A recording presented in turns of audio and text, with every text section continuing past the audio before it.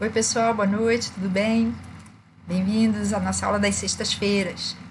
Lembrando que elas parecem ser ao vivo, mas não são. Essa aula é gravada, mas eu estou ao vivo com você, interagindo no chat. Então, pode colocar suas perguntas, seus comentários, que eu vou responder a todos agora mesmo. Isso eu já venho explicando desde fevereiro, né? E as últimas aulas que a gente vai ter vão acontecer no mês que vem, em junho. Porque eu resolvi juntar, condensar todos os assuntos para entregar logo para você tudo de mais relevante que eu tenho para compartilhar, para que você não precise esperar até dezembro para ter tudo já na sua mão. Então, daqui a um mês mais ou menos, a gente vai ter as últimas lives. E hoje o assunto é como cada temperamento lida com as disciplinas espirituais. Eu não vou explicar de novo o que são disciplinas espirituais, inclusive porque já tem um vídeo específico no canal sobre elas. O link está aqui na descrição. Se você não sabe o que é, nunca viu esse vídeo e tal, depois dá uma olhadinha lá, né? Mas eu vou fazer um resuminho aqui para você, né? As disciplinas espirituais são ferramentas práticas para ajudar a gente a se libertar do nosso próprio egoísmo, porque a gente vai para Jesus do jeito que a gente está, né? Todo imperfeito, egoísta, rebelde, mas mesmo assim a gente vai. E ele aceita a gente assim, inclusive, porque se ele fizesse mais exigências, não ia poder aceitar ninguém, né? Foi para isso que a gente precisava de um Salvador, foi para isso que ele veio, né? Mas ele quer libertar a gente no dia a dia do nosso egoísmo, da nossa rebelião. E as disciplinas espirituais ajudam a gente nisso, para que a gente possa permitir que Deus desenvolva na gente quem Ele nos criou para ser, né? Existem algumas disciplinas espirituais, pode ser que você nunca tenha ouvido serem chamadas assim, mas elas são bastante conhecidas, como o jejum, a oração, o estudo bíblico. São disciplinas espirituais, a meditação, né? Mas existem 12 disciplinas espirituais, que podem ser interiores, exteriores ou comunitárias. As disciplinas interiores são disciplinas invisíveis, só entre você e Deus. A oração, o jejum, o estudo e a meditação, que são as mais conhecidas, né? Mas existem também as exteriores, que são individuais também, mas já são visíveis, elas aparecem para as outras pessoas. Elas podem ser notadas ou não, pode ser que as pessoas não percebam, mas elas são visíveis, estão aí já e podem ser vistas. Por exemplo, simplicidade, solitude, submissão e serviço. Depois dá uma olhadinha se você não sabe o que é que eu estou falando. E o terceiro grupo de 4, são as disciplinas comunitárias, que são visíveis também, mas não são individuais, são coletivas. Elas precisam de pelo menos mais uma outra pessoa para que elas possam ser exercitadas, tá? Então, elas sempre vão ser notadas por pelo menos uma pessoa. Que disciplinas são essas? A confissão, a adoração, a orientação e a celebração. Não vou explicar, já expliquei bastante no outro vídeo, então depois dá uma olhadinha lá. O fato é que a gente às vezes pode se perguntar por que tem gente que não consegue orar todos os dias, enquanto outras não conseguem ler a Bíblia. Por que algumas têm dificuldade de se isolar dos irmãos para ficarem a sós com Deus? E outros têm dificuldade, já do contrário, de conviverem com os irmãos em celebração? Por que tem gente que gosta de servir aos outros, mas não se sente bem quando é servido? Enquanto tem gente que gosta de ser servido, mas não consegue servir. É isso que a gente vai ver hoje, enfocando como é que cada temperamento lida com as disciplinas espirituais, quais são as disciplinas mais difíceis para cada um deles e como eles podem obter o máximo proveito dessas disciplinas para poderem crescer diante de Deus e serem uma bênção para si próprios, para a igreja e para o mundo. Então, fazer um resuminho dos 4 temperamentos. Sempre faça esse resuminho para você não esquecer. Os 4 temperamentos de Hipócrates, que são 4 modos principais da gente se relacionar com a gente, com as pessoas com humor, né? Os dois da esquerda são introvertidos, os dois da direita são extrovertidos. Os dois de cima são mais frios, os dois de baixo são mais empáticos. Os dois frios são o melancólico e o colérico, os dois empáticos são o fleumático e o sanguíneo. Os dois introvertidos são o melancólico e o fleumático, os dois extrovertidos são o colérico e o sanguíneo. A diferença entre introversão e extroversão é decorrente de duas coisas. A primeira é o nível de energia, né? Os introvertidos têm um nível de energia muito mais baixo do que os extrovertidos. E a segunda distinção que a gente faz entre introvertido e extrovertido é o modo como eles recarregam as suas energias, né? Se reabastecem, se recompõem emocionalmente, né? Voltam a ficar bem depois de um dia estressante, por exemplo. Os introvertidos se voltam para dentro, os extrovertidos se voltam para fora, né? Para relacionamento com outras pessoas. No caso dos introvertidos, o mais introvertido deles é o melancólico, que se volta para dentro em busca de sentido para todas as coisas que ele viveu ao longo do dia.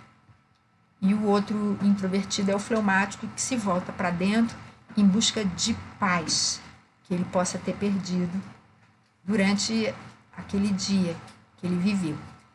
Os extrovertidos, o mais extrovertido de todos é o sanguíneo.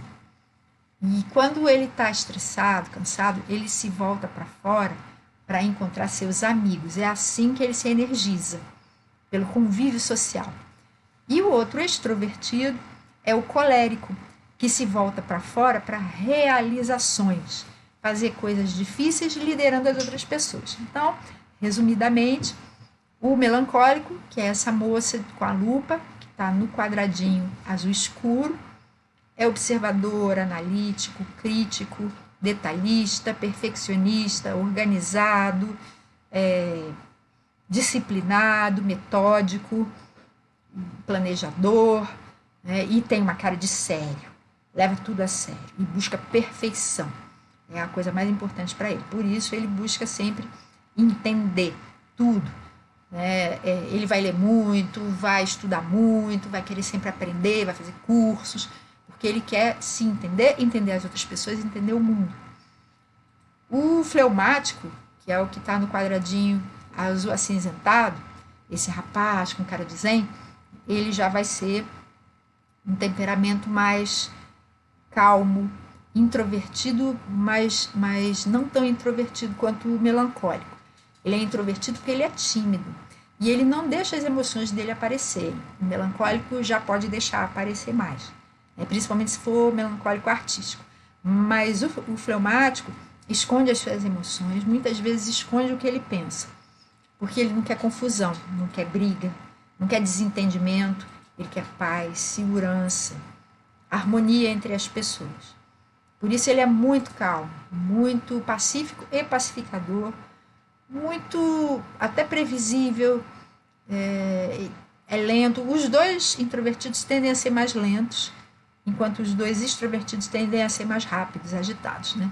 Então, o fleumático também é mais lento, é mais devagar mesmo, ele é mais indeciso na hora de tomar alguma atitude, né? Mas existem dois tipos de fleumáticos também. Um que foge de problemas, se esconde de problemas, e um outro que ataca os problemas, para resolvê-los logo e se livrar deles. Já os extrovertidos, o mais extrovertido de todos é o sanguíneo, que são essas moças que estão no quadradinho amarelo.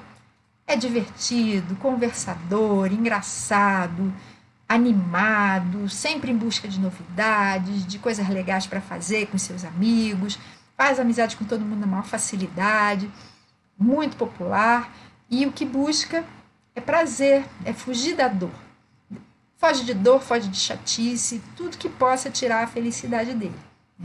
E o outro, o extrovertido, é o colérico, esse rapaz que está no quadradinho vermelho, que é o líder natural.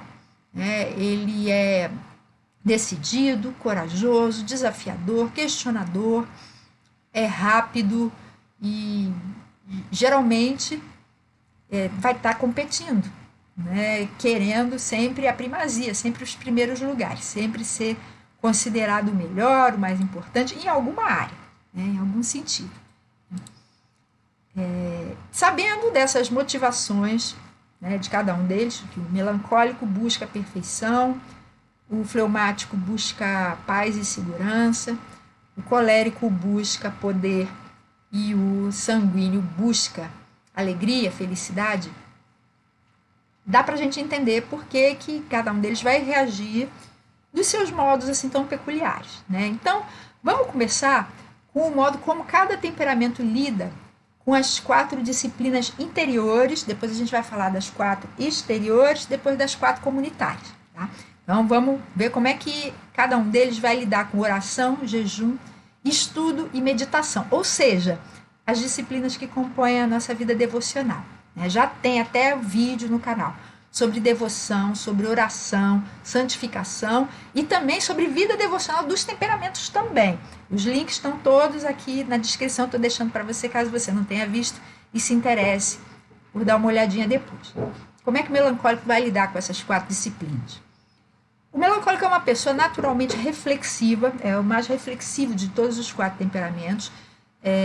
O colérico também é muito racional, mas ele não é reflexivo. O colérico raciocina rápido e toma decisões rápido.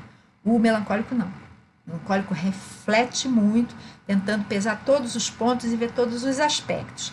E ele também é muito detalhista. Por isso, ele vai amar estudar a Bíblia. Dessas 4 disciplinas, oração, jejum, estudo e meditação, as 2 que ele mais vai amar vai ser estudo e meditação. Ele vai querer estudar a Bíblia com profundidade, não vai ser ler superficialmente, ele vai estudar mesmo com atlas bíblico, com dicionário, com enciclopédia bíblica, com que mais? Manual sobre costumes bíblicos. Ele vai mergulhar mesmo, que ele quer entender e vai ficar horas estudando isso. E ele vai ter uma preferência, uma predileção por trechos ou assuntos que sejam mais difíceis. Por exemplo, predestinação, né? Apocalipse, né? Ele vai gostar de estudar essas coisas, né? E ele vai meditar sobre tudo o que ele lê, né? Tudo que ele lê na Bíblia, ele vai ficar meditando horas e horas e horas, principalmente a respeito da sabedoria de Deus e a sua justiça. São coisas que falam muito ao coração do melancólico, né? Em relação à oração, ele vai orar, ele não vai ser conhecido, principalmente como uma pessoa de oração, né? Que fica horas, né, orando, intercedendo e tal. Não, mas ele vai orar. E as orações do melancólico vão ser orações que vão procurar atacar a raiz dos problemas. Então, se, por exemplo, se ele for interceder por uma pessoa que está sem emprego, durante a oração ele vai tender a pensar: por que o fulano está sem emprego? Será que é só uma injustiça da sociedade? Ou será que ele está despreparado para os tempos que a gente está vivendo? Se ele chegar à conclusão de que é despreparo, ele vai orar não só para que o fulano, né, pedindo a Deus que o fulano consiga um emprego. Ele vai pedir a Deus que mostre para o fulano as lacunas na formação dele e que ajude-o a preencher essas lacunas estudando, se desenvolvendo e tal, para ser um profissional melhor e não passar por esse tipo de problema. Esse é o tipo da oração do melancólico. Ele não ataca só o problema, mas ele pensa assim: por que esse problema está acontecendo? Né? E aí ele vai orar pela causa raiz dos problemas pelos quais ele vai estar orando, né? Sejam problemas de outras pessoas, os problemas deles, os problemas da humanidade, ele vai tender a orar indo assim na raiz do problema, né? Na origem mesmo. Mas em relação a jejum, ele vai tender a não jejuar, porque é uma coisa que, principalmente se ele não entender direito, se ele entender a importância do jejum, se ele já tiver conseguido com a mente dele ver sentido no jejum, aí ele vai ele vai jejuar. Por exemplo, se ele tiver chegado à conclusão de que o jejum não é tanto um sacrifício pessoal, mas principalmente uma substituição do tempo em que ele estaria cuidando do corpo, dos desejos do estômago dele, por exemplo, ele estaria substituindo isso pela fome de Deus, né? Por tempo se dedicando a Deus, mergulhando em se alimentar do Senhor. Se ele conseguir elaborar o jejum dessa forma, ele vai fazer. Mas enquanto ele não conseguir discernir isso, ele não vai fazer não, né? Porque ele não vai ver propósito. Mas a partir do ponto em que ele vê propósito, ele vai jejuar sim, periodicamente. O colérico, em relação a essas 4 disciplinas, como é que ele age? Bom, ele é uma pessoa realmente de ação, né? Muito impaciente, muito cheia de energia. Por isso, ele vai tender a não cultivar muito a vida devocional dele, né? Ele vai partir logo para a ação. Vai fazer uma oração rápida, vai ler um textinho da Bíblia, assim, meio para constar, e pá, parte para a ação, né? E Deus vai falar com ele muito ao longo das ações dele durante o dia, né? E se o colérico já tiver aprendido a importância da vida devocional e, por causa disso, a cultivar, se ele já tiver percebido, olha só, eu percebi que quando eu não oro, quando eu não leio a Bíblia, quando eu não medito, não faço nada disso, e parto logo para a ação, achando que eu não tenho tempo a perder, o meu dia não rende muito. Mas eu percebi que quando eu oro, eu gasto um tempo que eu poderia estar trabalhando, mas eu gasto um tempo antes com Deus, o meu dia rende muito mais. Em vez de perder tempo com essas coisas, na verdade eu estou ganhando, né? Na verdade eu estou me preparando muito melhor, e de uma forma sobrenatural as coisas todas estão se resolvendo, né? E aí sim, ele vai cultivar. Só que geralmente ele não fica horas como o melancólico fica. Ele fica alguns minutos por dia, orando, lendo um trechinho da Bíblia, com alguma coisa prática, como Provérbios, por exemplo, ou a carta de Tiago, que é muito prática, né? Algumas cartas de Paulo que são mais práticas do que teóricas. Romanos, por exemplo, ele não vai gostar muito de Romanos, porque Romanos trata muito de teologia, a não ser o final de Romanos, ele vai gostar. E ele talvez vá fazer estudo bíblico assim longo, ele não faz. Jejum geralmente não faz também. Mas se ele tiver uma grande dificuldade específica que ele não esteja conseguindo vencer, mesmo não entendendo direito, ele vai fazer jejuns para que Deus o ajude a vencer aquela dificuldade específica. E vai tender a meditar enquanto ele age. Por exemplo, fazendo serviço de casa, ou um trabalho mecânico, alguma coisa que ele não precise usar muito a mente dele. Eu, por exemplo, eu gosto de meditar enquanto eu lavo louça. O meu marido, uma vez ele me falou, na época que a gente morava em casas, que ele gostava de meditar enquanto ele estava cuidando do jardim, ou capinando, fazendo alguma coisa assim.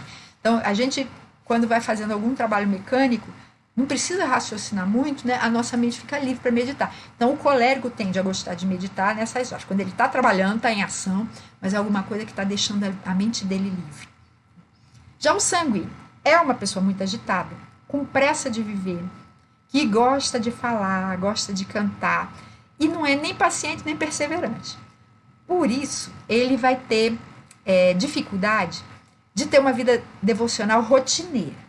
Ele pode até cultivar uma vida devocional, mas geralmente vai ser variada, né? Hoje eu vou cantar.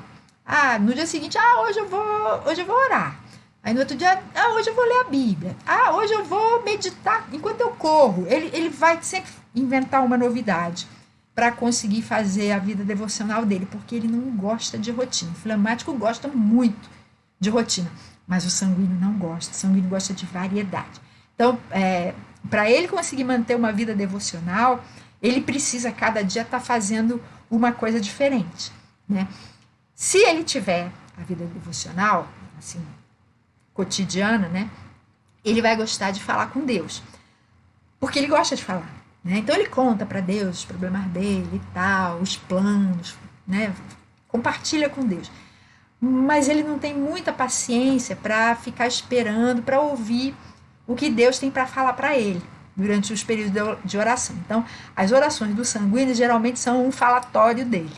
Não, elas não são muito acompanhadas de ficar esperando para ouvir no coração Deus falando com ele, não. Muitas vezes, ele vai substituir as orações dele por hinos de louvor, né? Músicas que ele sabe, que ele gosta, que expressem o que ele está sentindo. Ele vai expressar não tanto o que ele pensa, ele vai expressar muito o que ele sente, né? Porque ele é um ser emocional, né? Então ele vai cantar muito para Deus, vai chorar, né? Vai cantar louvores o dia inteiro, né? Sejam louvores alegres, louvores tristes, mas ele vai tender a substituir as orações dele por louvores, né? Ele tende a não jejuar também porque ele acha chato, né? E o sanguíneo gosta muito de comer, né? Ele é uma pessoa que tem os 5 sentidos muito aguçados, inclusive o paladar. E ele vai tender a ser até mais gordinho do que os outros temperamentos. E gosta muito de comer. Então, ele tende a não jejuar. Quando ele jejua, às vezes o que ele consegue fazer é falar assim: hoje eu vou ficar sem comer coisas gostosas. Então, ele faz jejum de chocolate, jejum de pizza, sei lá, coisas que ele goste muito de comer. E vai, por exemplo, ficar pão e água, né? Eu vou ficar só pão e água. Isso ele consegue fazer. Mas ficar sem comida mesmo, o dia inteiro, por exemplo, é muito difícil para o sanguíneo. Ele gosta de ler, ele não vai fazer estudo.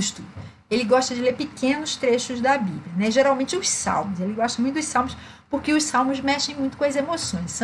Na maioria são escritos por Davi. Davi tinha sanguíneo, né? E Davi expressa as emoções que ele estava sentindo na época em que ele compôs os salmos, ali naquilo que ele escreveu, né? E os sanguíneos se identificam muito com os salmos, né? E ele geralmente não medita, né? Inclusive porque ele muitas vezes esquece o que ele leu. Então, às vezes, ele está lendo um trecho que ao longo dos anos ele já leu várias vezes, para ele soa como novidade, porque ele esquece, precisa voltar várias vezes. O meu lado sanguíneo é assim, né? Um livro, eu posso ter amado um livro, né? Eu esqueço, né? Então, se há algum livro que eu gostei muito, eu lembro que eu gostei muito, eu vou ter dificuldade de lembrar trechos do livro. Então, o que eu faço? Os livros, não só livros da Bíblia, né? Mas livros da minha biblioteca mesmo, né? Que eu sei que eu li e gostei, eu de vez em quando vou ter que voltar para reler, porque eu esqueço mesmo, é o meu lado sanguíneo entrando em ação. O fleumático, ele vai gostar de orar muito por outras pessoas, mais do que por ele, né? Ele é um intercessor, ele se importa com as outras pessoas, ele acha, uma parte do pensamento do fleumático é assim, ele pensa assim: o que eu faço, as minhas decisões, as minhas ações, eu consigo controlar, mas as outras pessoas eu não consigo. Então, eu já faço o que está ao meu alcance para manter a paz, né? A paz é a harmonia, mas as outras pessoas não fazem. Então, ele se preocupa muito com as outras pessoas, pedindo que Deus as ajude a viverem em paz, né? Então, ele ora muito pelas outras pessoas, pelas coisas que tiram a paz das outras pessoas e que podem tirar a paz dele também, né? Por si mesmo, ele pede principalmente segurança, né? Senhor, me protege, que nada de mal aconteça comigo, né? Eu tenho uma filha que é fleumática. Eu lembro, quando ela era pequena, muitas das orações que ela fazia eram assim: Senhor, que nada aconteça. Que nada aconteça pode significar nada de ruim, mas nada de bom também, né? Era a oração dela, que nada aconteça. Eu entendo que o que ela queria era pedir que nada de ruim aconteça, né? Nada de mal aconteça, mas ela orava que nada aconteça, e eu achava graça disso, né? O fleumático vai tender a jejuar de vez em quando, não tanto porque ele acredite no jejum e tal, é mais porque ensinaram para ele que Deus se agrada e ele tem muito receio de desagradar a Deus. Então ele jejua para agradar a Deus, né? Às vezes por tradição. Ele, em relação à leitura da Bíblia, ele pode ler trechos curtos ou trechos longos, né? Mas geralmente ele não se aprofunda muito, né? Ele gosta muito de meditar. Existe um tipo de fleumático que gosta muito de se aprofundar. É o fleumático com colérico. Esse gosta de se aprofundar, que é o fleumático mais racional. O fleumático com melancólico também, né? Mas os fleumáticos em geral gostam muito de meditar, muito. Às vezes eles meditam o dia inteiro, mesmo que estejam fazendo outra coisa, eles passam o dia meditando. E os assuntos em que eles mais gostam de meditar são a criação de Deus e a misericórdia e o amor do Senhor. O fleumático se deleita demais nisso, né, em meditar nessas coisas. Agora vamos para as disciplinas exteriores. As 4 disciplinas exteriores são a simplicidade, a solitude, a submissão e o serviço. Como é que cada temperamento vai lidar com elas? O melancólico vai amar, vai simplesmente amar a solitude. A solitude não é solidão, mas ela implica você ficar sozinho, sem contato com outras pessoas, né, sem contato social, para ser só um tempo de você com Deus, né, sem interferências de outras pessoas. Então, o melancólico, naturalmente, já gosta muito de solitude. Ele não se sente sozinho, ele se sente preenchido por ele mesmo. Ainda mais se ele estiver com Deus, nossa, ele se sente preenchidíssimo, né? Ele vai amar os períodos de solitude, que ele já faz normalmente, né? E ele vai gostar muito também da simplicidade, porque o melancólico tende a ser uma pessoa assim mais frugal, né? Mais austera. Então, a simplicidade implica você ter um estilo de vida mais simples mesmo, que presta atenção mais às necessidades do que aos desejos ou à ostentação. O melancólico é um ser muito autêntico, né?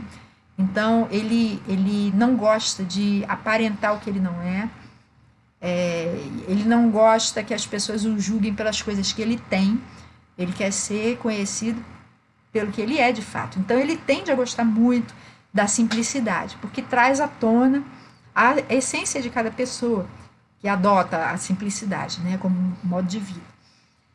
Ele pode desenvolver a submissão, né, para ele não é dificuldade, é reconhecer a autoridade de outra pessoa sobre ele, mas ele é uma pessoa muito crítica e que gosta de fazer as coisas do jeito dele, que ele acha que é o jeito certo, né? Então, às vezes é interessante quando você coloca 2 melancólicos juntos, o melancólico sempre vai querer fazer o que é certo. Só que o que é certo para um melancólico pode não ser o que significa certo para outro melancólico. Então, às vezes eles vão entrar em choque porque um acha que certo é A, o outro acha que certo é B. E aí eles vão acabar tendo que entrar num certo debate, né? Mas, de qualquer forma, ele acha que tem que fazer as coisas do jeito dele, né? E se a autoridade estiver fazendo aquilo que ele acha que é errado, ele vai criticar muito, né? Mas ele não vai querer tomar o poder dessa autoridade, ele só quer que a autoridade melhore, se torne uma autoridade melhor. O melancólico vai ter muita dificuldade com o serviço, né, a disciplina espiritual do serviço, porque para você servir, isso envolve você se relacionar com outras pessoas, né? E ele não gosta muito de se relacionar, né? E ele prefere servir o tipo de serviço que cai como uma luva para o melancólico, é o ensino. Ele gosta muito, lembra que eu falei, né? Ele gosta muito de estudar a Bíblia. Ele vai tender a ser um grande conhecedor da Bíblia, né? Mas ele vai gostar de ensinar em classes, em turmas, em que ele está diante de uma turma, mas não está tendo assim um envolvimento pessoal, individual com ninguém. Agora, por exemplo, ensinar fazendo discipulado, né? Só ele e uma pessoa. Isso ele já não vai gostar muito, porque ele acha que é pessoal demais e ele vai se sentir incomodado com isso. O colérico vai ter menos dificuldade com a solitude, né, dessas 4, né, disciplinas espirituais. Aquela que vai trazer menos dificuldade para ele vai ser a solitude, né, ficar sozinho com Deus e tal. porque ele acha que até mesmo os líderes precisam de um tempo sozinhos, né? Mas ele não vai ficar em solitude tanto quanto um melancólico, por exemplo, né? E ele vai também ter pouca dificuldade se ele for colérico, com fleumático ou com melancólico, ele vai ter uma certa facilidade com a simplicidade também. Mas se ele for colérico com sanguíneo, simplicidade não é com ele.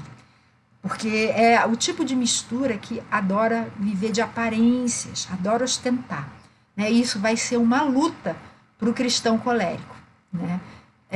E ele vai ter muita dificuldade também, qualquer colérico, né? Não é só colérico com sangue, qualquer colérico vai ter muita dificuldade com submissão e serviço, porque ele naturalmente é líder e mandão, acostumado a dar ordem, mas não acostumado a obedecer. Então ele vai ter muita dificuldade com submissão e serviço. Quando são outras pessoas submissas a ele ou servindo o colérico, nossa, para ele tá ótimo, né? Mas ele ser submisso, ele servir, vai ser uma dificuldade, uma pedra no sapato, né? O sanguíneo, ele vai gostar muito de submissão e de serviço, principalmente se for sanguíneo com fleumático, porque são oportunidades dele se relacionar com um monte de gente, mas ele não vai conseguir fazer a mesma coisa por muito tempo, não, porque ele é muito impaciente e ele gosta de variedade, né? Então, botou ele para servir a igreja, por exemplo, na recepção. Ele vai gostar, mas vai ter que ter variedade nesse negócio, senão ele logo já vai estar pulando, querendo um outro galho para servir. Por exemplo, vai para o louvor, aí daqui a pouco já se chateou com o louvor, vai para outra coisa que tenha contato social e que ele possa estar se expressando, né? Mas o fato é que mesmo que ele fique na mesma atividade, né, servindo, tá, ele vai precisar de algum tipo de variedade, né? Por isso, em geral, a recepção é boa para os sanguíneos, né? Porque principalmente quando tem visitantes, né? Quando é uma igreja sempre com as mesmas pessoas, ele não fica tão contente. Ele adora quando tem visitante, adora, porque é gente nova, para virar amigo dele. E ele vai tratar como se fosse amigo mesmo. O sanguíneo pode desenvolver a simplicidade, principalmente se for uma coisa que seja valorizada pela igreja dele, né?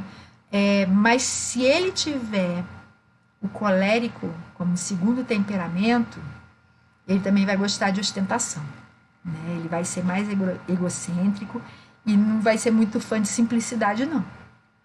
E ele, de qualquer forma, seja qual for a mistura de temperamento que o sanguíneo tenha, ele vai ter muita dificuldade com solitude, porque ele é sociável por natureza, ele é conversador ao extremo. Então, para ele estar feliz, ele tem que estar cercado de gente, né? E ele tem muito medo de ser esquecido e deixar de ser amado. E ele geralmente confunde solitude com solidão.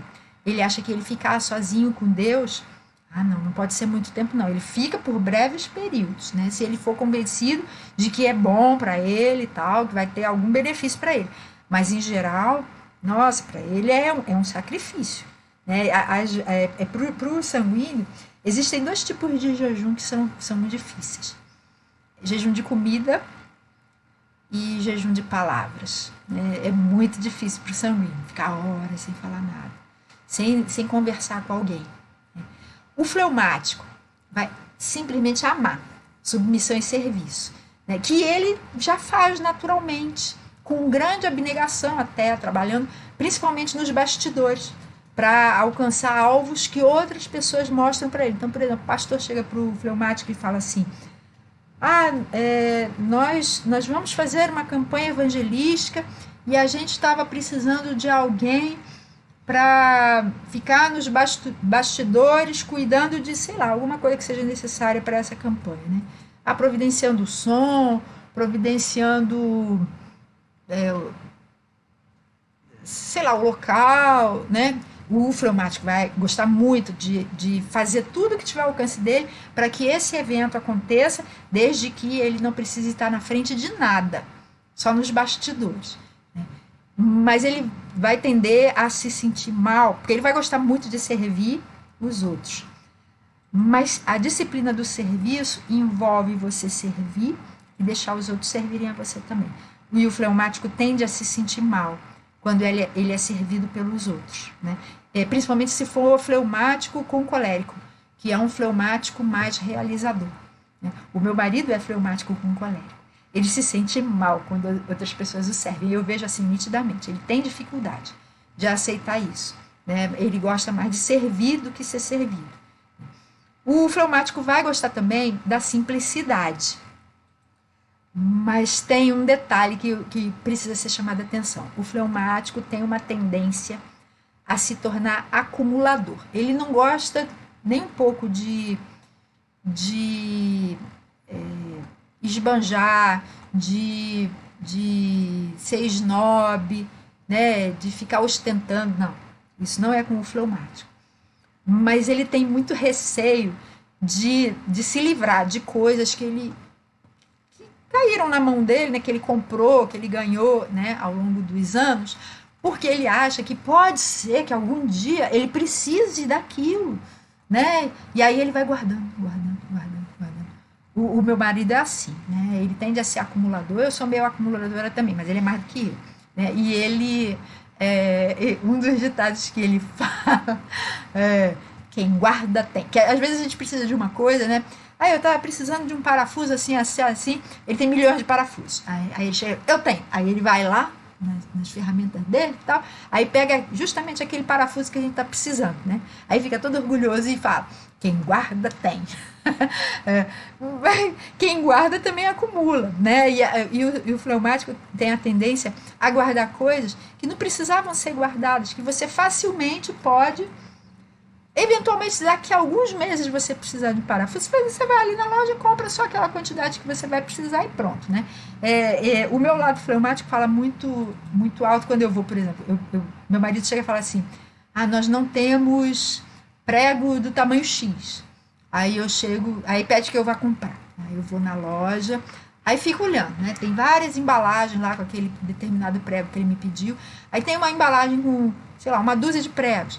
Tem outra embalagem que tem, sei lá, 50 pregos. E tem uma embalagem que tem uma montoeira de prego.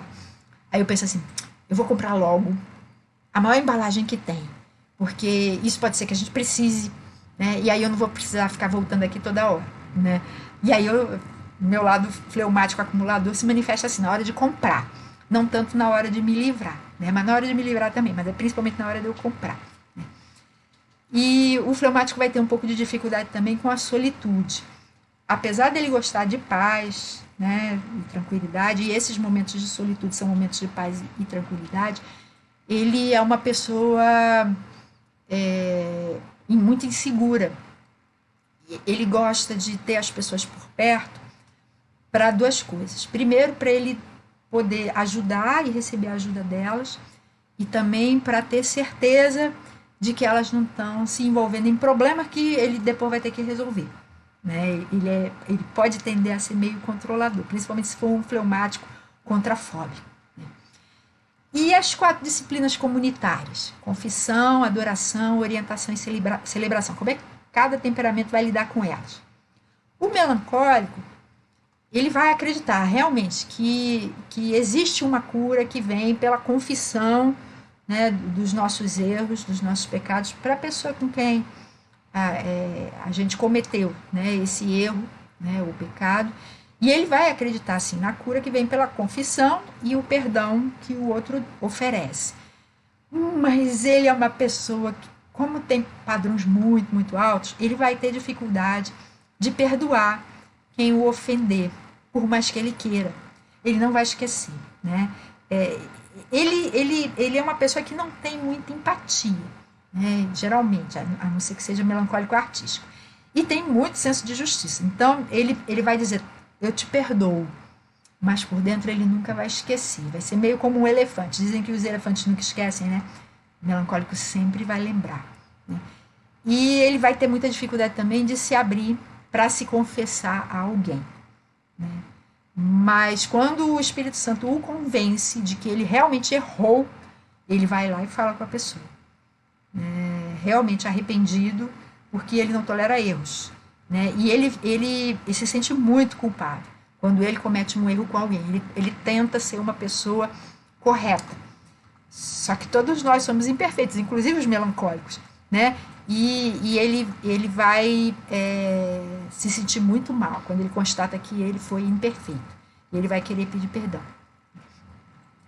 E em relação à adoração, né, a disciplina da oração e a da celebração, mesmo que o melancólico esteja ali na igreja, né, igreja reunida, né, os irmãos estão todos ali adorando a Deus, o melancólico vai tender a adorar a Deus só no seu coração e sem demonstrações físicas, como bater palma, levantar as mãos.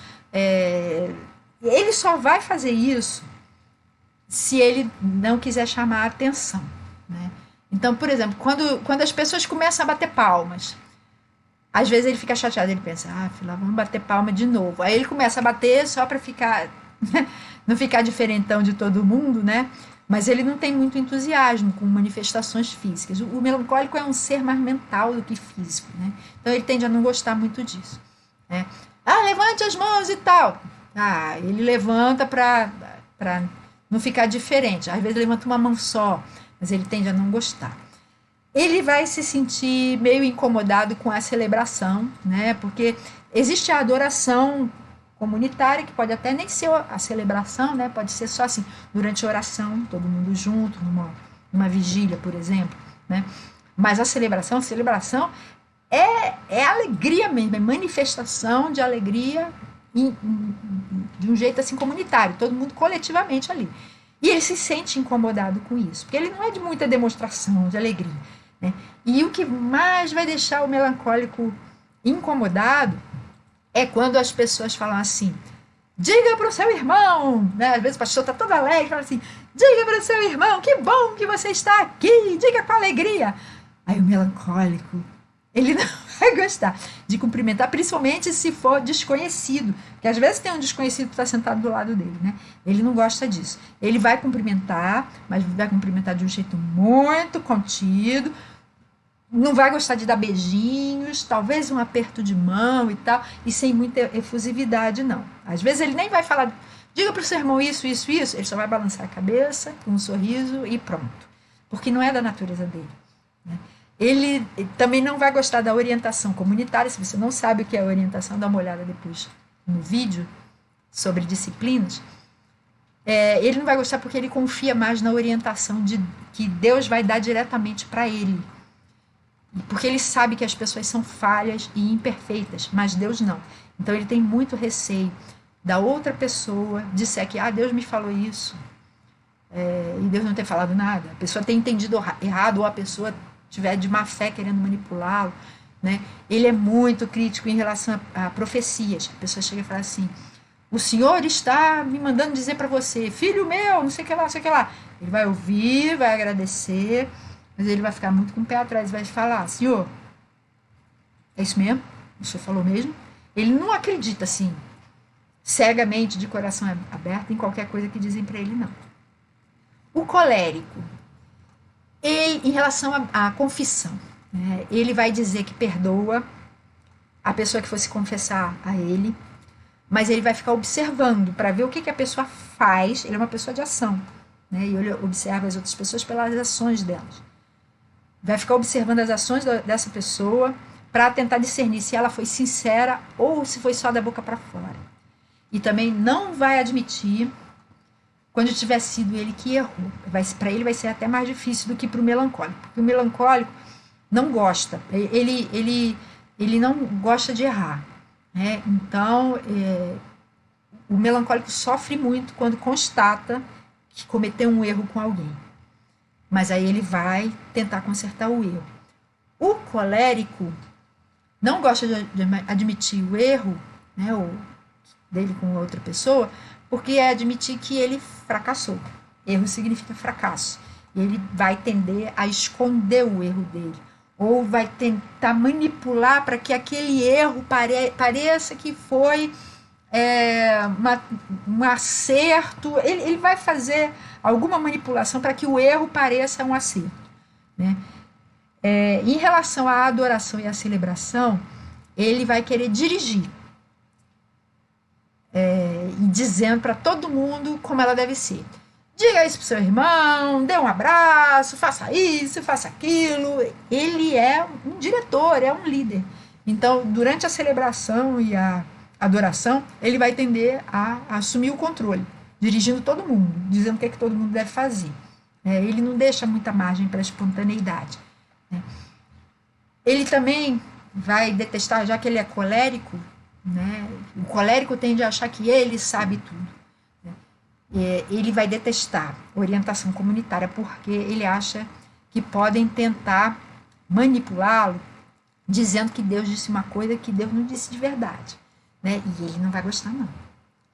Já o sanguíneo, em relação à confissão, ele vai perdoar todo mundo, né? A pessoa chegou para confessar uma coisa que fez que o ofendeu, ele vai perdoar. Na verdade, ele não vai nem lembrar, que ele já vai ter perdoado antes. O sanguíneo não guarda rancor. É mais fácil o colérico e o melancólico guardarem, até mesmo o fleumático, apesar de não demonstrar, do que o sanguíneo. O sanguíneo perdoa mesmo. Quando ele diz, eu já esqueci, é porque ele esqueceu mesmo, né? Ele perdoa quem o ofendeu, mesmo antes que a pessoa peça perdão. E ele vai simplesmente amar adoração e celebração. Todo mundo junto ali, e principalmente a celebração, cantando, né, com força, com alegria, chorando, né? Ele é muito emotivo, né? Então ele vai rir alto, vai cantar alto, com todas as forças dele, vai pular, né? Vai bater palma, levantar as mãos e vai chorar também ali na frente de todo mundo, né? Ele vai cumprimentar o máximo possível de pessoas. Eu não sei se você já reparou, né? Às vezes está num culto, né, uma reunião comunitária, né? Aí o dirigente chega e fala assim: cumprimente seu irmão, dê as boas-vindas, diga que bom que você veio, né? O melancólico vai chegar e falar: bom que você veio, né? Aquele jeito assim, né?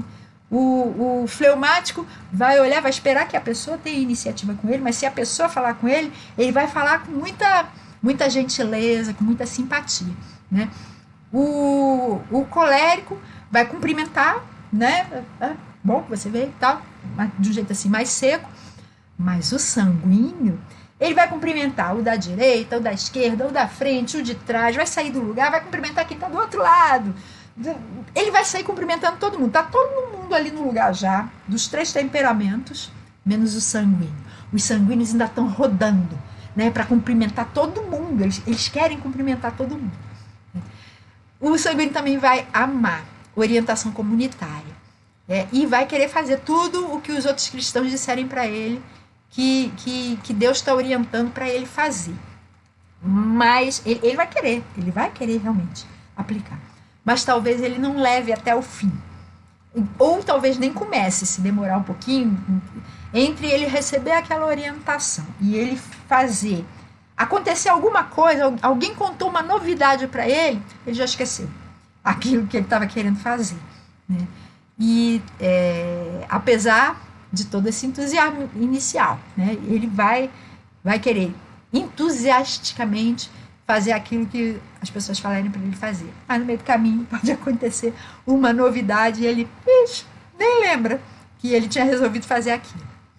O fleumático vai perdoar quem confessar que o ofendeu, né? Mas principalmente para não terem briga, e vai tender a nunca mais falar naquele assunto de novo. Mas ele sempre vai ficar com medo de que a pessoa faça de novo, e ele vai tender a não esquecer. Ele vai gostar muito de estar adorando e celebrando junto com os irmãos. Ele é empático, ele gosta de estar ali junto com as outras pessoas, mas ele também não gosta de se expor. Então ele vai tender a fazer o que todo mundo estiver fazendo. Ele vai observar, se todo mundo está batendo palma, ele está batendo. Se ninguém está batendo, nunca vai ser ele que vai puxar as palmas. Se só um sanguíneo lá se levantou e começou a bater palma, ele vai ficar esperando para ver se o resto do grupo também vai. Aí quando tiver uma quantidade significativa de pessoas batendo palma, aí o fleumático vai bater também. Só que ele vai bater sem muito entusiasmo, né? As pessoas levantaram as mãos. Ele vai levantar, mas vai levantar baixo. Ele não quer se expor. Ele não quer correr riscos, né? E ele vai cumprimentar as pessoas próximas, né? Com gentileza, mas com uma certa timidez, né? Ele vai tender a confiar na orientação comunitária como oráculos de Deus, sem muito julgamento, né? Sem muito senso crítico, principalmente se for fleumático com sanguíneo. Né? Se for fleumático com melancólico ou fleumático com colérico, ele já vai ser mais julgador, né? Já vai pesar mais. Será que é isso mesmo? Né? E seja o que for que a orientação comunitária diga para ele que Deus está dizendo para ele fazer, ele vai implementar aos pouquinhos, para garantir que ele não vai ter problemas. Né? E pode pedir várias confirmações a Deus. Como Gideão, né? Eu já falei de Gideão em outras lives, né? Dá uma olhadinha lá em Juízes 6 para ver que quando Deus chamava Gideão, Gideão pedia confirmações e Deus dava, porque entendia essa necessidade que o fleumático de Gideão tinha. Quais são as disciplinas espirituais mais difíceis para cada temperamento e como lidar melhor com elas? Para o melancólico, a maior dificuldade vai ser com disciplinas que envolvam contato social ou disciplinas que ele não entenda muito a finalidade. Né? Então, por exemplo, o jejum, a submissão, o serviço, a confissão, a celebração e a orientação. Por quê? O jejum é porque ele não entende direito. Né? Alguns melancólicos entendem, né? Mas enquanto ele não entende, ele provavelmente não vai jejuar, não. Mas se quer começar a jejuar, pode começar estudando mais a respeito do jejum, para descobrir os benefícios dele, né? E ir aplicando conforme for descobrindo. Né? A submissão. Ele vai ter um pouco de dificuldade, porque ele não gosta muito do contato social. E submissão envolve contato, pelo menos com a pessoa que está ali como líder, né? Então, ele pode começar se submetendo às pessoas a quem ele mais respeita. Né? Para ele é muito mais fácil se submeter a pessoas por quem ele tem respeito, e não a qualquer um. Né? Apesar de que a Bíblia fala para a gente ser submisso uns aos outros, né? Ele vai se submeter mais facilmente às pessoas porque ele tiver respeito. Né? O serviço, que é outra disciplina que exige contato social. Né? A dificuldade dele pode ser vencida se ele começar encarando o serviço como um meio de deixar Deus aperfeiçoá-lo, porque afinal as disciplinas espirituais servem para isso. Né? Então, se ele encarar assim, tá, aí ele vai conseguir servir com mais facilidade. Né? A confissão, né, que ele tem tanta dificuldade para perdoar, né, ele pode começar ouvindo as confissões com empatia e prestando contas a algum amigo íntimo em quem ele confia, mesmo que não seja para confessar os seus erros, né, mas pelo menos prestar contas das coisas que ele fez ao longo do dia ou da semana, né, para uma pessoa íntima dele em quem ele confia. A celebração para ele é muito difícil. Né?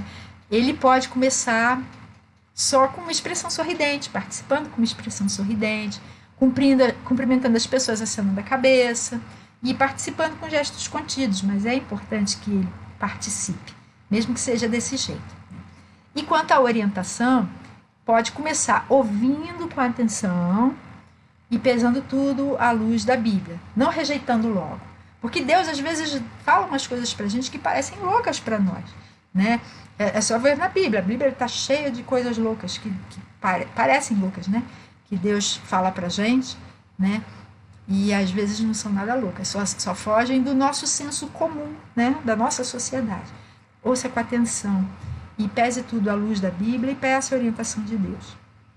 Já o colérico vai ter muita dificuldade com disciplinas que envolvem introspecção e abnegação, porque ele é um homem de ação, uma mulher de ação, né? Então, introspecção não é muito com ele, né? E abnegação também não, né? Então, ele vai ter dificuldade, ele ou ela, né? Com estudo, jejum, simplicidade, submissão, serviço, confissão e orientação. Mas se quiser vencer, a dificuldade com o estudo pode começar anotando o que aprender, lendo a Bíblia, e colocando alguma ação prática, né? Colocando ali, o que eu vou fazer de prático agora que eu aprendi isso daqui, né? E colocar, de fato, na prática, né? Assim vai ficar mais fácil começar a gostar de estudo bíblico, né? Porque ali vai ter num caderninho ou um arquivo, né, do computador, as coisas que ao longo do tempo Deus ensinou para ele no estudo e que resultaram em alguma ação prática para ele que mudou a vida dele, né? O jejum, quer começar? Então comece comparando resultados de situações parecidas com e sem jejum. E aí você vai começar a ver, olha, realmente funciona na prática. Ele está interessado em resultados práticos, né? E aí vai ficar mais fácil para ele. Você quer aprender a praticar a disciplina da simplicidade? Então você pode começar comprando as coisas só por necessidade, não para ostentar, né? Comece assim e você vai ver que dali a pouco você vai estar com muito mais facilidade para praticar isso. Quer começar a praticar submissão?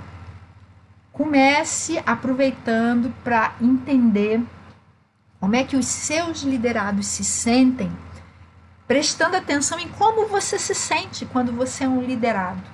Isso vai abrir o seu entendimento e você vai conseguir se conectar muito mais com eles, porque vai ser mais fácil você se colocar no lugar deles.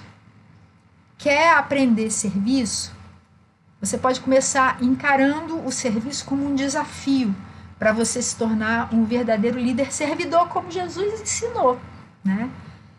Se você quer aprender a lidar melhor com a confissão, você pode começar ouvindo confissões, sem interromper para dizer o que a outra pessoa tem que fazer, só ouça. E prestando contas a algum amigo seu, íntimo, fazendo o que ele lhe disser, que seria bom para você. Quer começar a praticar orientação? Então comece ouvindo com atenção e dizendo que você vai buscar a confirmação do Senhor. Pelo menos assim. O sanguíneo vai ter muita dificuldade com disciplinas que envolvam alguma privação. Jejum, estudo, meditação, solitude, simplicidade, né? Tudo isso é privação de alguma coisa. O jejum é privação de comida, né? Então, você pode começar só com algumas horas, depois ir aumentando. Ou você pode começar com o jejum de determinados tipos de alimento, depois você vai estendendo para alimentos como um todo, né? O estudo é privação de conversa, né? É você ali só estudando. Você pode, privação de vida social, de contato social, né? Você pode começar lendo alguns trechos maiores, imaginando que os personagens daqueles trechos bíblicos são você e os seus conhecidos, né? Fica mais fácil, fica mais divertido, mais dinâmico, né? E mais fácil de você pegar lições ali, né? A meditação é privação da superficialidade, né? É um aprofundamento. Então você pode começar conversando com outras pessoas sobre aquilo que você leu. Já que você não consegue conversar só com você a respeito daquilo, que a meditação seria mais ou menos isso, uma conversa de mim comigo mesmo, né? Então converse com outras pessoas sobre aquilo que você leu, que você aprendeu, fazendo uma espécie de meditação conjunta, né? Para que depois você possa começar a meditar sozinho mesmo, né? A solitude é a privação de gente, né? Você pode começar com pequenos períodos de solitude, por exemplo, durante o café da manhã, né? Você se programar para tomar o café sozinho, sem estar com ninguém ali em comunhão, né? Ou enquanto você está caminhando para se exercitar, ou indo para o trabalho, para a faculdade, sei lá, alguma coisa assim, né? Depois você vai ampliando para outros períodos. E a simplicidade é uma privação do consumismo, porque o sanguíneo eu já falei na live, acho que foi na live passada, live não, na aula, né? Passada, que o sanguíneo é o consumista por excelência, né? Então, a simplicidade é uma privação do consumismo, né? Você pode começar, por exemplo, adiando uma compra que você está louco para fazer por uma semana, para ver se você ainda vai querer comprar, né? Se aquilo ainda vai ser necessário para a sua vida, né? Porque o sanguíneo também é fogo de palha, né? Às vezes uma semana é o suficiente para ele chegar à conclusão de não era aquilo que eu queria não, né? Então comece assim, adie por uma semana a compra que você está louco para fazer, tá? O fleumático vai ter muita dificuldade com disciplinas que possam despertar a necessidade de segurança dele, né? Que possam fazer com que ele se sinta inseguro. Então, ele vai ter dificuldade com a simplicidade, com a solitude, com o serviço. Sim, até com o serviço. Deixa eu explicar como. A simplicidade significa ter menos bens. Ele gosta de ser uma pessoa simples, mas lembra que eu falei que ele tende a ser acumulador? Né? Então, ele dá algumas coisas que ele tem, ele pode se sentir muito incomodado, muito inseguro, achando, mas e se eu precisar algum dia? Então, como é que você pode começar a se libertar disso? Você pode fazer assim, você separa numa caixa coisas que você não usa assim muito frequentemente. Deixa guardado nessa caixa e, por exemplo, em cima do seu armário, embaixo da sua cama, essas coisas que você não usa. E coloque, antes de guardar, coloque a data em que você está guardando essas coisas. Se tiver passado um ano sem que você tivesse pego as coisas ali daquela caixa, se tiver tido alguma coisa ao longo de um ano, você precisou de coisa daquela caixa, você pega e tira daquela caixa, tá? Mas o que tiver um ano depois, marque na sua agenda, né? Digamos, hoje é dia 1º de janeiro de 2020. Aí no dia 1º de janeiro de 2021, você vai lá e abre aquela caixa. Tudo o que tiver ali, durante um ano você não precisou. Você não vai precisar. É pouco provável que você vai precisar. Pelo menos não com a frequência que você imagina que vai precisar. E provavelmente são coisas que você, se precisar, vai logo ali numa loja e compra, né? Então, uma forma boa de você conseguir começar a desenvolver a simplicidade na sua vida, né? Se tornando menos acumulador. A solitude. Por que ela pode despertar a insegurança do fleumático? Porque é menos apoio das outras pessoas. Lembra? O fleumático gosta de ajudar, mas ele precisa ser ajudado pelos outros também. E a solitude é ele sozinho com Deus. Só ele e Deus, né? Então, Deus quer desenvolver a sua dependência. Ele gosta que nós sejamos seres interdependentes, né? Mas ele quer principalmente que você aprenda a depender dele, né? Então, comece aproveitando o conforto que a paz que você tem nesses momentos traz para você, sem ficar preocupando, e se as outras pessoas estiverem fazendo alguma coisa que vai arrumar algum problema para mim? Relaxe e lembre-se, Deus tem tudo sob controle. Agora é o momento de você estar com Ele, né? Você está no momento de solitude, é o seu momento com Ele. Relaxe, descanse em Deus e usufrua, aproveita o conforto dessa paz, desses momentos. Que eu sei que gosta disso. E o serviço? Como é que o serviço pode ser um problema para ele? É quando os outros vão prestar algum serviço para ele, né? Porque a ordem de servir é servir uns aos outros. Ele deve servir, mas ele tem que estar pronto a deixar que as outras pessoas o sirvam também. Nesse sentido, o serviço é um problema, né? E ele pode começar, você que é fleumático, pode começar apreciando a calma, a harmonia que vem de você permitir que as outras pessoas nos sirvam, né? Sirvam você sem você protestar, né? Da mesma forma que você aprecia servir as outras pessoas sem que elas protestem, as outras pessoas também vão querer servir você sem que você torne isso difícil para elas. Então aproveite essa harmonia calma que Deus quer desenvolver, dando para as pessoas a oportunidade de te servirem também. E como é que cada temperamento pode obter o máximo proveito das disciplinas espirituais para que possa crescer mais diante de Deus, tendo uma vida abençoada e sendo uma bênção para todo mundo também?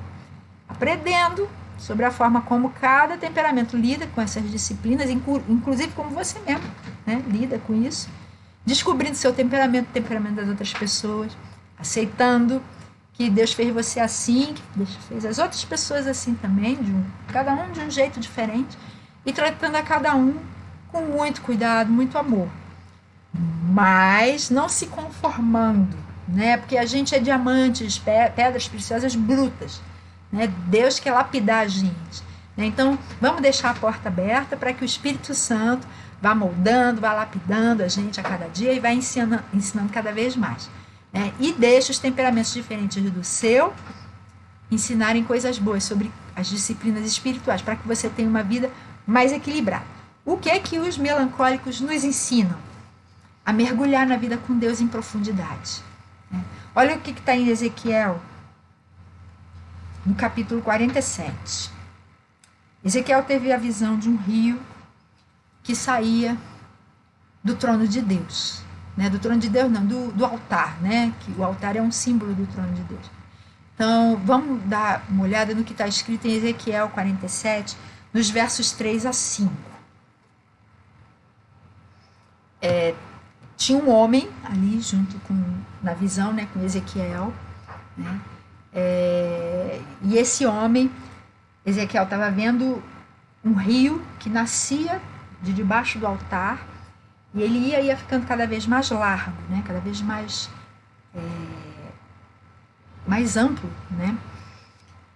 Então, esse homem foi para o lado leste com uma linha de medir na mão, e enquanto ia, mediu 500 metros e me levou pela água. Mediu 500 metros para dentro do rio, né? Saindo da margem e indo para dentro do rio.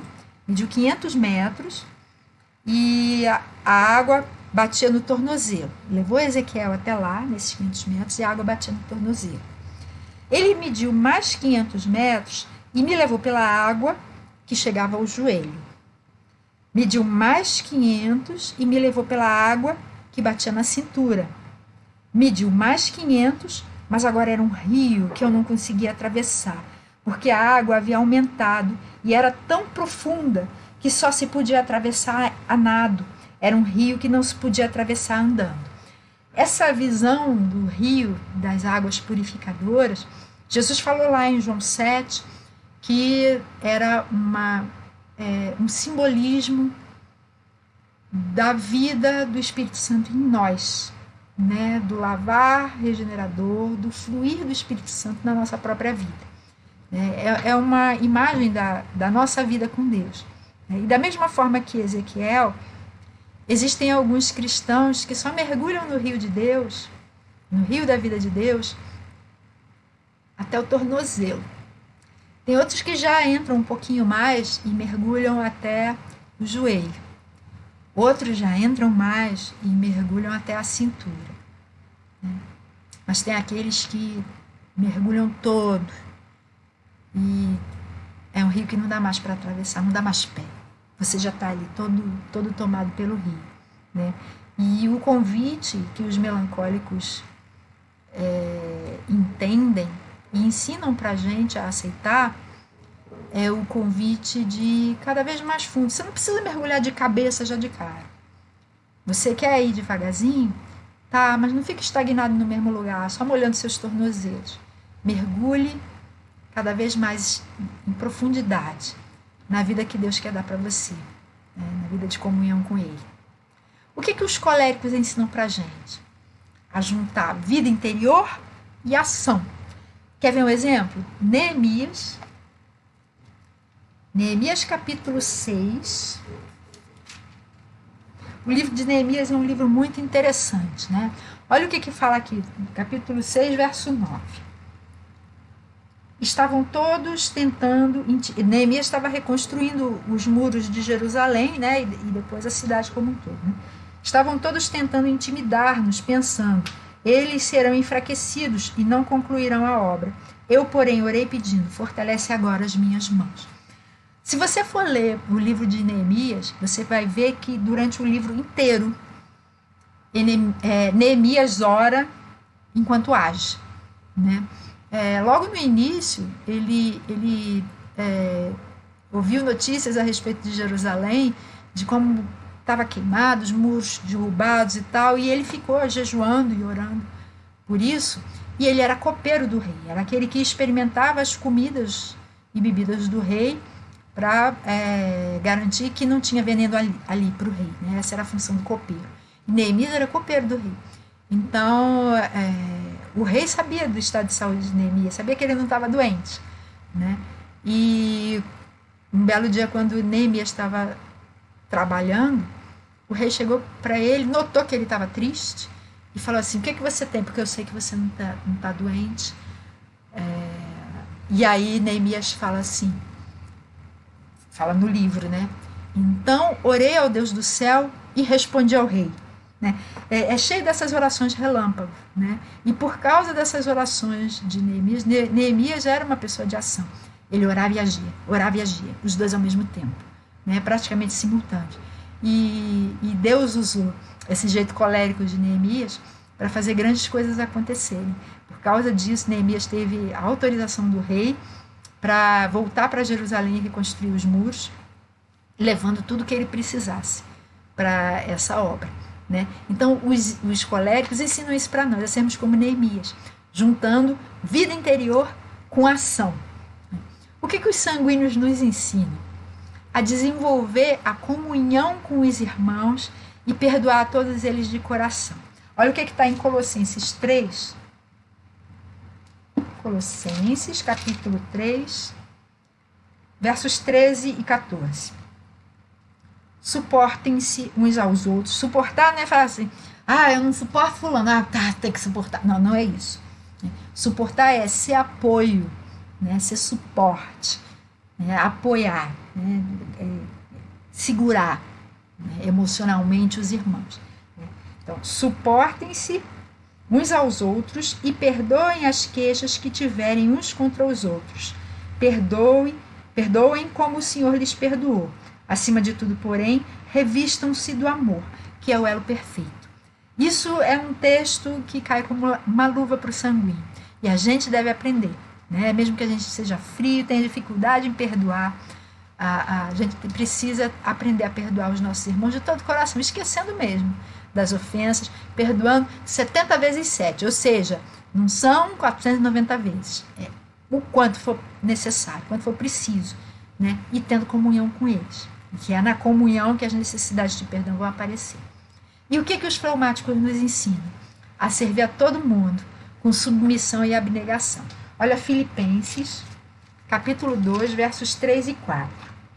Nada façam por ambição egoísta ou por vaidade, mas humildemente considerem os outros superiores a si mesmos.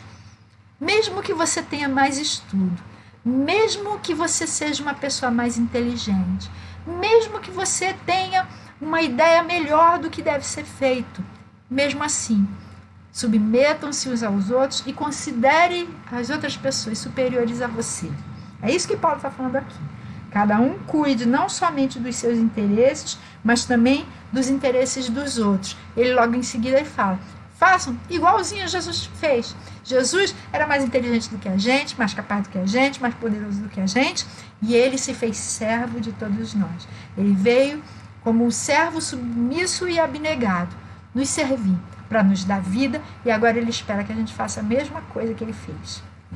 Então, essas coisas que eu estou ensinando abrem um novo mundo, né, de compaixão, de vitória, de compreensão com a ajuda do Espírito Santo, que vai desenvolver em você e em mim tudo que está faltando para que a gente seja mais parecido com Jesus. Na aula que vem, o assunto vai ser como cada temperamento lida com os dons e o fruto do Espírito Santo. Lembrando que as últimas aulas, a aula que vem já vai ser junho, né? As nossas últimas aulas vão acontecer em junho. Os assuntos estão todos condensados para que eu possa entregar logo para você tudo de mais relevante que eu tenho para oferecer. Então, aproveita o mês que vem, né, que vão ser as 4 últimas aulas. Bom, vamos orar?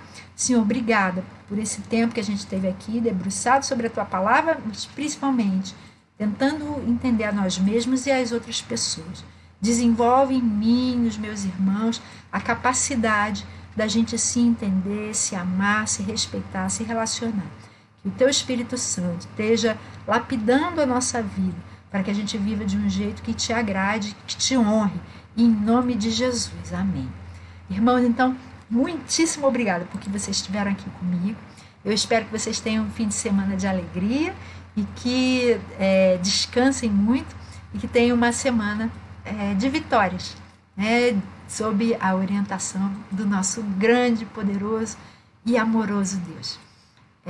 Muito obrigada, então, por terem estado aqui comigo. Fiquem com Deus e tchau.